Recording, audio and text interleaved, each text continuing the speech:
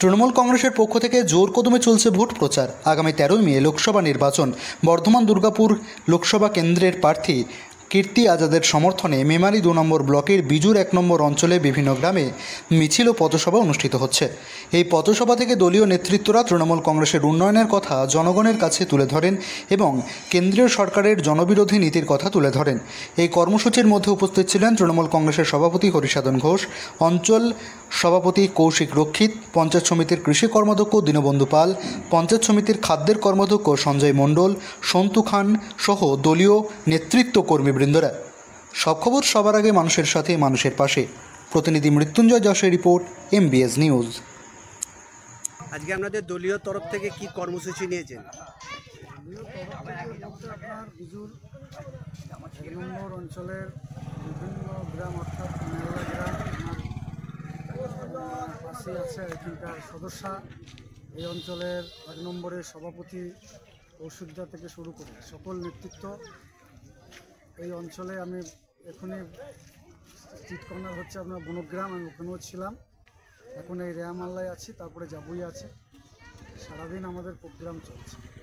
আর তো মাত্র ঘন্টা কয়েক পরই ধরতে গেলে ভোট। এই ভোটে কেমন প্রস্তুতি নিয়েছেন?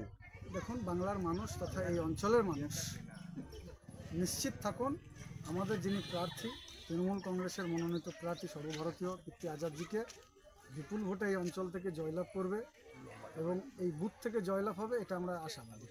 এর আগে লোকসভা ইলেকশনে বিজেপির প্রার্থী জয়ী হয়েছে, তাই এই ব্যাপারে কতটা ভোটে আশাবাদী আছেন যে কত ভোটে লিড হবে আপনাদের?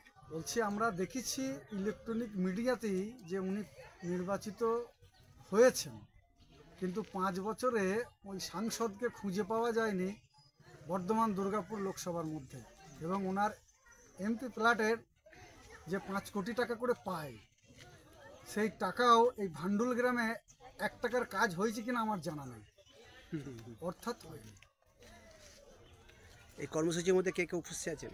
আমাদের এই কর্মসূচির মধ্যে আমাদের ব্লক সভাপতি আছেন, হরিসাধন দা আছেন, আমাদের অঞ্চলের সভাপতি, এই অঞ্চলের সভাপতি কৌশিক দা আছে, ওই বুথের জনপ্রতিনিধি সদস্যা তানিয়াদি আছেন, এবং আমাদের ব্লকের নেতৃত্ব সকলেই, এবং এই গ্রামের মানুষ সর্বোপরি আমার মায়েরা।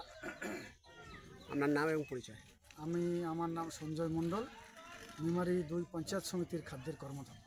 ধন্যবাদ।